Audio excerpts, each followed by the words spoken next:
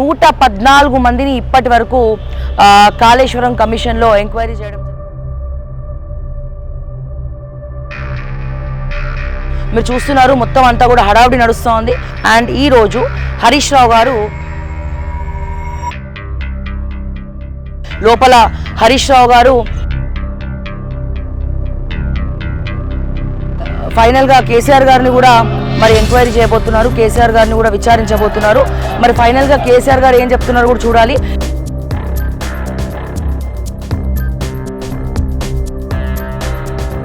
ఎన్ని డబ్బులు వచ్చినాయి, ఎవరెవరు అందులో డబ్బులు వేయడం జరిగింది, సో ఏమేమి లావాదేవీలు జరిగినాయి, ఆ డబ్బులు ఎవరెవరికి ట్రాన్సాక్షన్స్ జరిగింది,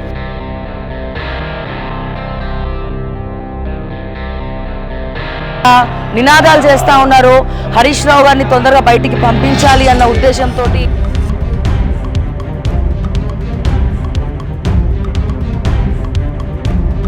సుమారుగా 2 గంటలు కావస్తోంది హరీష్ రావు గారు లోపలికి వెళ్ళి కూడా.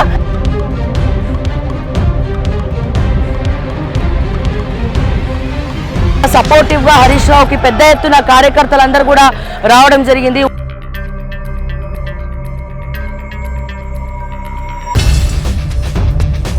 పగడ్బందీగా డాక్యుమెంట్స్ అన్ని కూడా తీసుకొని హరీష్ రావు గారు లోపలికి వెళ్ళడం జరిగింది.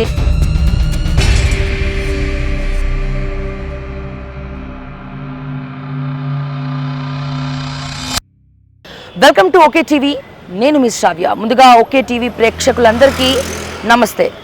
ప్రస్తుతం నేను కాళేశ్వరం కమిషన్ దగ్గర ఉన్నాను, బీఆర్కే భవన్ దగ్గర. మీ అందరికి కూడా తెలుసు 114 మందిని ఇప్పటి వరకు కాళేశ్వరం కమిషన్లో ఎంక్వైరీ చేయడం జరిగింది, పీసీ ఘోష్ కమిషన్. ఇదిలా ఉంటే గత ప్రభుత్వ హయాం నుంచి కూడా కాళేశ్వరం 1,00,000 కోట్ల స్కామ్ జరిగింది, దాంట్లో కమిషన్లు తీసుకున్నారు, అది ఇది అని చెప్పి చాలా రకాలుగా మాట్లాడడం జరిగింది. అండ్ మన ఛానల్లో మనం కూడా మాట్లాడడం జరిగింది. ఏది ఏమైనప్పటికీ కూడా రేవంత్ రెడ్డి గారు అధికారంలోకి రాకముందు నుంచే జైల్లో డబుల్ బెడ్రూమ్ ఇల్లు కట్టిస్తా, కాళేశ్వరం స్కామ్ బయట పెడతా, సో ఇటువంటివన్నీ ఎన్నో చెప్తూ వచ్చారు. సో అధికారంలోకి వచ్చినప్పటి నుంచి కమిషన్ ఏర్పడి కూడా దాదాపు 1.5 ఏడాది కావస్తోంది. మరి ఎక్కడేసిన గొంగలి అక్కడే ఉంది. కానీ ఇప్పటి వరకు 114 మందిని కమిషన్ ఎంక్వైరీ చేయడం జరిగింది, పీసీ ఘోష్ కమిషన్. మరి మొన్న ఈటెల రాజేందర్ గారిని ఎంక్వైరీ చేయడం జరిగింది. అండ్ ఈరోజు హరీష్ రావు గారు, మీరు చూస్తున్నారు మొత్తం అంతా కూడా హడావుడి నడుస్తోంది. లోపల హరీష్ రావు గారు మొత్తం డాక్యుమెంట్స్ తీసుకొని వెళ్ళడం జరిగింది. పగడ్బందీగా డాక్యుమెంట్స్ అన్నీ కూడా తీసుకొని హరీష్ రావు గారు లోపలికి వెళ్ళడం జరిగింది. అండ్ అలాగే సహచర ఎమ్మెల్యేలు అండ్ అదే రకంగా పార్టీ కార్యకర్తలందరూ కూడా అక్కడ వెయిట్ చేస్తూ ఉన్నారు. సో క్రాస్ క్వశ్చన్స్ కూడా లోపల వేస్తూ ఉన్నారు. అండ్ అలాగే ఏదైతే అంటే ఇసుకలో ప్రాజెక్ట్ ఏ రకంగా కట్టబడింది, అండ్ అలాగే లావాదేవీలకు సంబంధించినటువంటి వాస్తవాలు ఏంటి, అండ్ అలాగే ఏదైతే ఈటెల రాజేందర్ గారు అఫిడవిట్ ఇచ్చారో ఆ అఫిడవిట్కి సంబంధించినటువంటి క్రాస్ క్వశ్చన్స్ వేయడం జరిగింది. ఎందుకంటే అప్పటి ఇరిగేషన్ మంత్రి హరీష్ రావు కాబట్టి కీలక పాత్ర పోషించడం జరిగింది ఇరిగేషన్లో.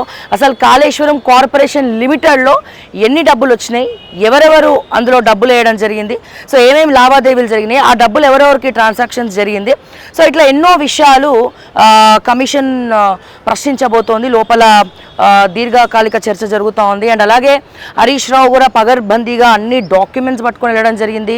అండ్ అలాగే మ్యాప్స్, ఏదైతే రూట్ మ్యాప్ ఉందో, ఏదైతే ప్లాన్ ఉందో, సో ఆ ప్లానింగ్ ఎందుకు మారింది, తర్వాత మళ్ళా అమౌంట్ ఎందుకు పెంచడం జరిగింది, అండ్ అలాగే ఈటెల రాజేందర్ గారికి సంబంధించినటువంటి అఫిడవిట్ని పట్టుకొని కూడా సో క్వశ్చన్స్ అన్నీ కూడా వేయడం జరిగింది.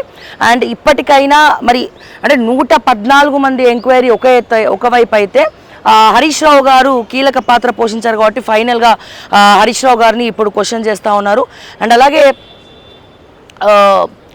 ఈ నెల 11వ తారీఖు అంటే నాకు తెలిసి ఎల్లుండి మరి కేసీఆర్ గారిని కూడా ఫైనల్గా కేసీఆర్ గారిని కూడా మరి ఎంక్వైరీ చేయబోతున్నారు, కేసీఆర్ గారిని కూడా విచారించబోతున్నారు. మరి ఫైనల్గా కేసీఆర్ గారు ఏం చెప్తున్నారు కూడా చూడాలి. మీరు ఇప్పుడు విన్నట్టయితే అక్కడ కార్యకర్తలందరూ కూడా గోల చేస్తూ ఉన్నారు. సో అక్కడ మీరు చూస్తున్నట్టయితే హరీష్ రావు గారి గురించి వాళ్ళందరూ అక్కడ నినాదాలు చేస్తూ ఉన్నారు. హరీష్ రావు గారిని తొందరగా బయటికి పంపించాలి అన్న ఉద్దేశంతో అక్కడ వాళ్ళందరూ కూడా నినాదాలు చేస్తున్న విజువల్స్ కూడా మీరు చూస్తూ ఉన్నారు. జిందాబాద్ జిందాబాద్ హరీష్ అన్న జిందాబాద్ అని చెప్పి అక్కడ అందరూ కూడా మాట్లాడుతూ ఉన్నారు, అందరు కూడా నినాదాలు చేస్తూ ఉన్నారు. ఎందుకంటే ఇప్పటికే సుమారుగా 2 గంటలు కావస్తోంది హరీష్ రావు గారు లోపలికి వెళ్ళి కూడా. బట్ హరీష్ రావుతో సహచార ఎమ్మెల్యేలు ఉన్నారు. సో కార్యకర్తలందరినీ కూడా బయటే ఆపేయడం జరిగింది. సో మీడియా వాళ్ళు కూడా అక్కడ అందరు కూడా ఎప్పుడెప్పుడు బయటికి వస్తారా, ఎందుకు ఎప్పుడెప్పుడు లోపల ఏం జరుగుతుందో చెప్తారా అని చెప్పి అందరు కూడా ఎదురు చూస్తూ ఉన్నారు. ఏదేమైనప్పటికీ కూడా దేనికోసం ఈ ఎంక్వైరీ అనేది బీఆర్ఎస్ కార్యకర్తలందరూ కూడా మాట్లాడుతున్నటువంటి అంశము. హరీష్ రావుకి దీనికి అంటే కాళేశ్వరంలో ఎటువంటి స్కామ్ జరగలేదు. సో అంత పెద్ద కట్టడం కట్టినప్పుడు ఎక్కడో అక్కడ చిన్న లూప్ హోల్స్ ఉంటాయి. సో ఏదో చిన్నదాన్ని పట్టుకొని ఈ 6 గ్యారంటీలు డైవర్ట్ చేయడానికే ఈ డైవర్షన్ పాలిటిక్స్ అని చెప్పి బీఆర్ఎస్ శ్రేణులు కార్యకర్తలు అందరూ కూడా మాట్లాడుతూ ఉన్నారు. అయితే హరీష్ రావుకి సపోర్ట్గా వందల మంది కార్యకర్తలు సహచర ఎమ్మెల్యేలు అందరూ కూడా రావడం జరిగింది. పొద్దున్న నుంచి ఈరోజు ఉదయం నుంచి కూడా బీఆర్ఎస్ భవన్ దగ్గర విపరీతమైనటువంటి రద్దీ నెలకొంది. అండ్ అక్కడ నుంచి మీరు చూసినట్టయితే అక్కడ నుంచి మళ్ళీ ఇక్కడ కూడా బీఆర్కే భవన్ దగ్గర కూడా ఏం జరుగుతుందా అని చెప్పి అందరు కూడా హరీష్ రావుకి సపోర్ట్గా ఇక్కడికి రావడం జరిగింది. అని మీరు చూస్తూ ఉన్నారు అక్కడ మొత్తం కూడా ఏ రకంగా నా బ్యాక్గ్రౌండ్లో హరీష్ అన్న జిందాబాద్ అని చెప్పి నినాదాలు చేస్తున్నారు. చాలా సపోర్టివ్గా హరీష్ రావుకి పెద్ద ఎత్తున కార్యకర్తలందరూ కూడా రావడం జరిగింది. ఉమ్మడి మెదక్ జిల్లా ముఖ్యంగా మాట్లాడుకోవాలంటే ఉమ్మడి మెదక్ జిల్లాకు సంబంధించినటువంటి కార్యకర్తలు అందరూ కూడా ఉన్నారు.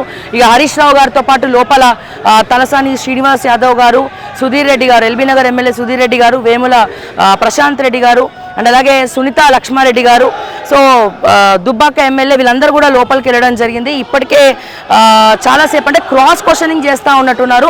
ఏవైతే హరీష్ రావు గారి దగ్గర డాక్యుమెంట్స్ ఉన్నాయో ఆ డాక్యుమెంట్స్ అన్ని కూడా తీసుకోవడం జరిగింది. ఇంకొన్ని డాక్యుమెంట్స్ అన్ని గవర్నమెంట్లో ఉన్నాయి, గవర్నమెంట్ దగ్గర ఉన్నాయి. సో మాకు ఎంత వీలైతే అంత మేము తీసుకొచ్చినాము, మాకు ఎంత వీలైతే అంత మేము తీసుకున్నాము అని చెప్పి వాళ్ళు చెప్పడం జరిగింది.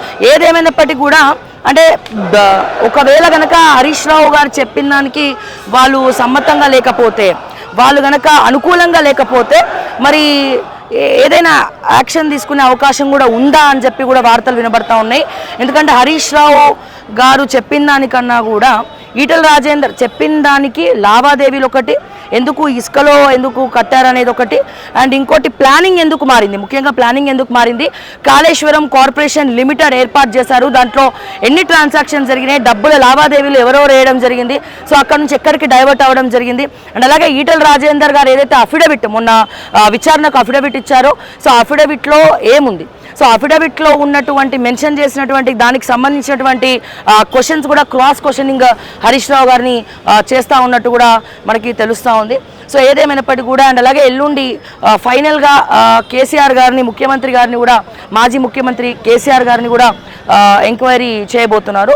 సో ఇదంతా అయిన తర్వాత మరి కమిటీ రిపోర్ట్ ఏమిస్తుంది, ఎందుకంటే కొన్ని డాక్యుమెంట్స్ హరీష్ రావు గారి దగ్గర కూడా వీళ్ళు అడిగే ప్రశ్నలకు అంటే ఈటల రాజేందర్ గారు ఏవైతే అఫిడవిట్స్ ఇచ్చారో దానికి సంబంధించినట్టు కొన్ని వివరాలు మరి హరీష్ రావు గారి దగ్గర లేదు.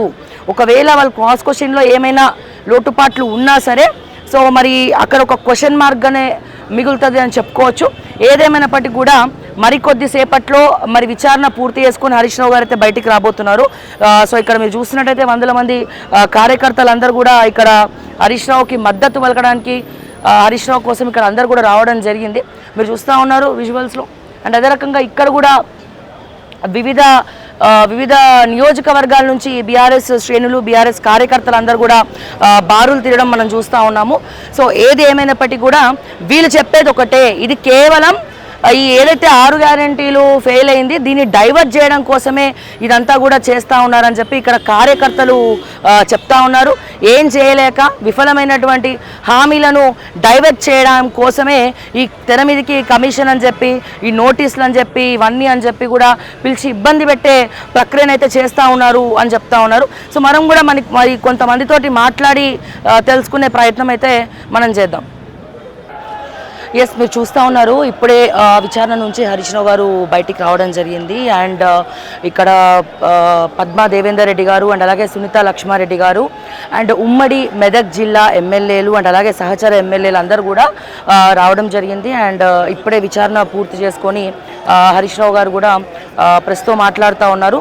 అండ్ ఒకవైపు మీకు చూసినట్టయితే ఒకవైపు బయట నినాదాలు కూడా చేస్తూ ఉన్నారు. మన హరీష్ రావు మరోవైపు హరీష్ రావు జిందాబాద్ అనే నినాదాలు కూడా వినబడతా ఉంది. పెద్ద ఎత్తున పార్టీ శ్రేణులందరూ కూడా ఇక్కడికి రావడం జరిగింది. అండ్ అలాగే ముఖ్యంగా అంటే ఈటల రాజేందర్ గారు ఇచ్చినటువంటి ఏదైతే అఫిడవిట్ ఉందో దాన్ని బేస్ చేసుకొని కొన్ని ప్రశ్నలు అయితే అడగడం జరిగింది. సో అండ్ ఈ ప్రశ్నల తర్వాత క్రాస్ క్వశ్చన్స్ కూడా వేయడం జరిగింది. కాళేశ్వరం కార్పొరేషన్ లిమిటెడ్ ఏదైతే ఉందో సో దాని గురించి, ముఖ్యంగా లావాదేవీల గురించి, అంటే కార్పొరేషన్లో ఎన్ని డబ్బులు ఉండే అండ్ అవి ఎవరెవరికి ఏ రూపాల్లో ఇవ్వడం జరిగింది అండ్ ఎక్కడి నుంచి వచ్చినాయి. సో ముఖ్యంగా ప్రధానంగా మనకు వినబడేది ఏంటంటే 114 మందిని ఎంక్వైరీ చేసిన తర్వాత సో ఫైనల్గా హరీష్ రావు గారు ఇవాళ హాజరవడం జరిగింది. అండ్ అలాగే అంటే హరీష్ రావు గారు కమిషన్కి హాజరవుతేనే ఇంతమంది పెద్ద ఎత్తున వస్తే అండ్ ఫైనల్గా ఎల్లుండి కేసీఆర్ గారు హాజరవబోతున్నారని చెప్పి కూడా వార్తలు వినబడతా ఉంది. మరి ఎల్లుండి కేసీఆర్ గారు వస్తే మరి ఏ రకంగా ఉంటుందో చూడాలి. అండ్ మిగిలిన అప్డేట్స్ కూడా మనం మాట్లాడి తెలుసుకునే ప్రయత్నం చేద్దాం.